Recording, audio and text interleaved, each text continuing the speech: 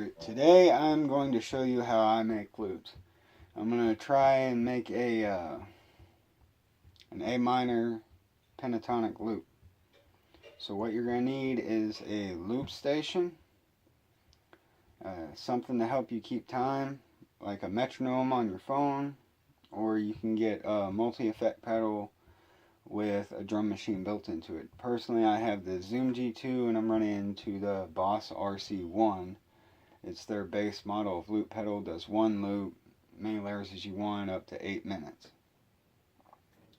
So the drums are going to help you keep time because it's the same pattern over and over. So whenever you make a mistake in your loop, you can tell when you're perfectly in time. Because if you're not perfectly in time, you're going to hear a double hit. So first I'm going to show you what it looks like to have a loop that doesn't quite sound right because it's not quite in time. So here's what a bad loop looks like.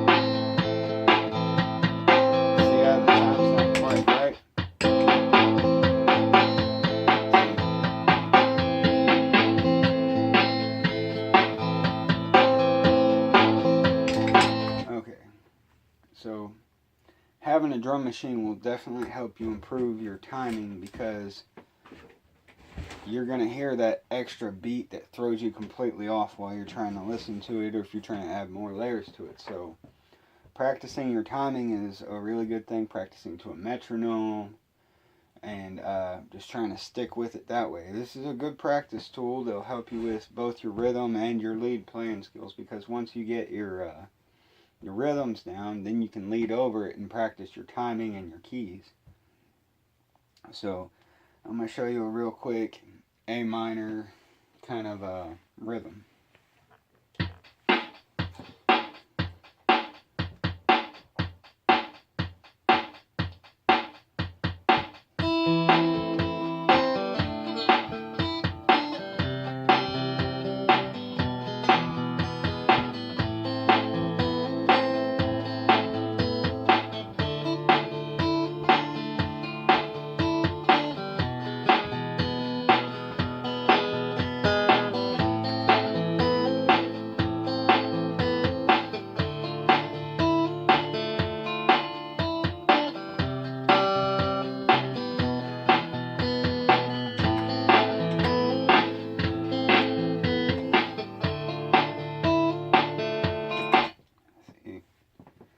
Takes a lot of practice to get it right.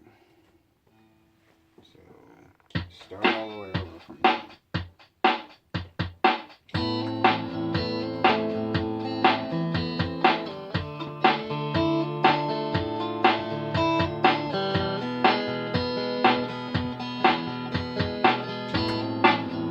There we go.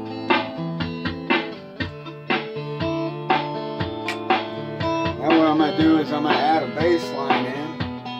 You don't have to have a bass guitar to do this, but I happen to have one, so I'll use my bass.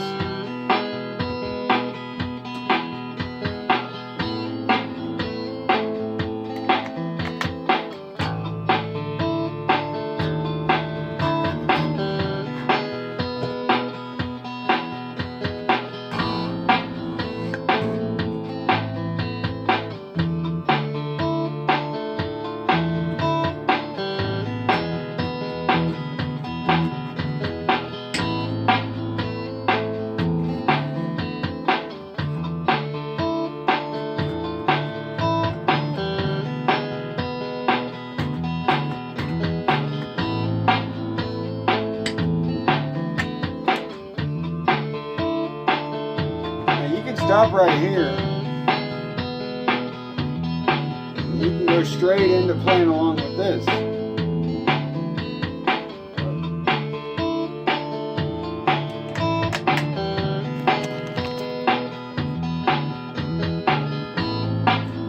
So now you've got two acoustic tracks. It should be really easy to just put some distortion right over it. try to keep your levels kind of evened out. So here's a couple licks.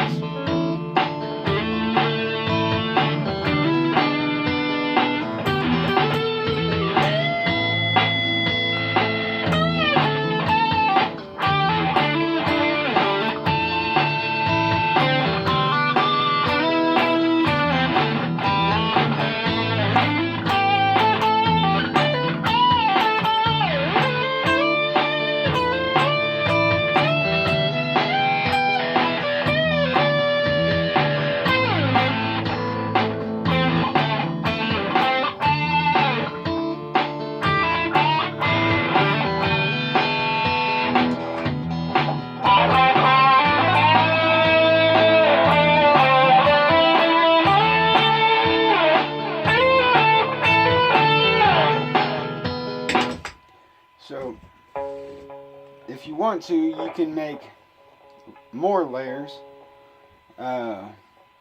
something you can turn on and off as you please. It's a lot easier on the more expensive pedals to shut one loop off and turn one on and switch between them, because you don't have to time it just right for it to kick back on and off. So all you're going to do is make another layer, and with that layer you're going to create one layer. If you go more than one layer, you can't take it off on the cheaper loop pedals, like the one loop pedals like what I have. So that's a blessing and a curse, because you can take it right back off or you can put it on. But if you go over more than once around the whole song, you run into the whole problem of, oh shoot, I didn't want that last part in there, but I can't take it off now and I gotta start from scratch. And you might not remember how exactly you started off because you were inspired. So I'm going to show you how I would put like a heavier part to a song. Like, let's say you're writing a song that's like intro, chorus, then a bridge, a chorus, whatever, or a lead, and then go back to the chorus and finish. It's really good for short songs. So we'll kick it back on. Get some rhythm style distortion going. Play with it before you start it, so you don't start out louder than what you're playing with. Like if you start out too loud, hitting the strings too hard, you're going to be louder in the beginning, and you're going to hear the shift when it comes back around to that part. I'll show you that real quick. It gets through. So this is just going straight in.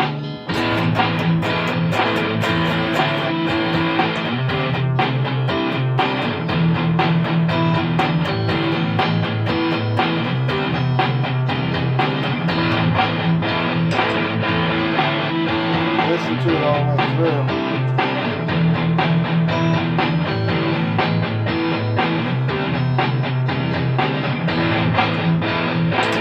So you hear the volume change. So try and play it through while it's not recording, so that you have a nice level loop. It goes about the same volume and the same pace and the same feel all the way through, so that it's consistent. So I'm gonna take that part out.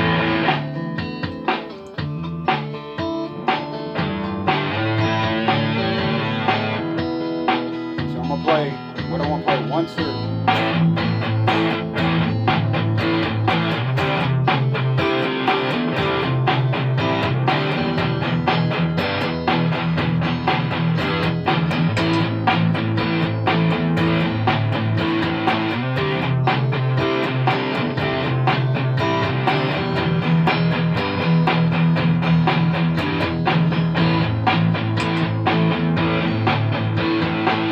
Kind of even all the way through.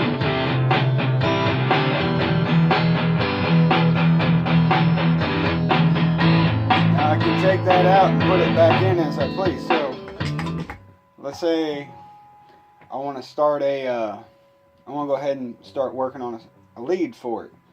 So I'll do an intro. So use this as the intro, or you can lead off with an intro. Like, let me show you real quick. So this is how I would fully do a song right here.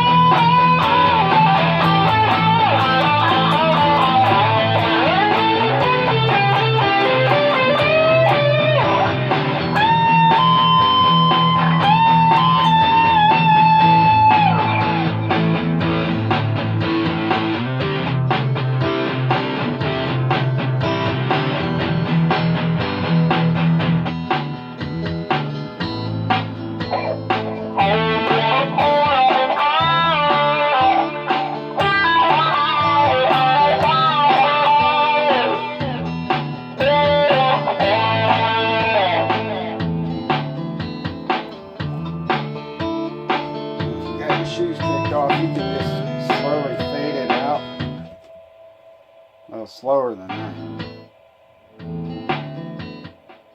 Do like a 90s style fade out if you want. But in essence, that is how I make loops. And how you can make loops. You know, get you a loop pedal, a multi-effect pedal or a gain pedal, maybe a delay pedal. Hook it up to a speaker. And then you continue practicing, working on your timing, and I think a loop pedal is probably one of the best tools you can get. It'll help you out, help you grow, help you do your timing better, and you can just noodle with it which is fun. We all like noodling, right? You know, just going over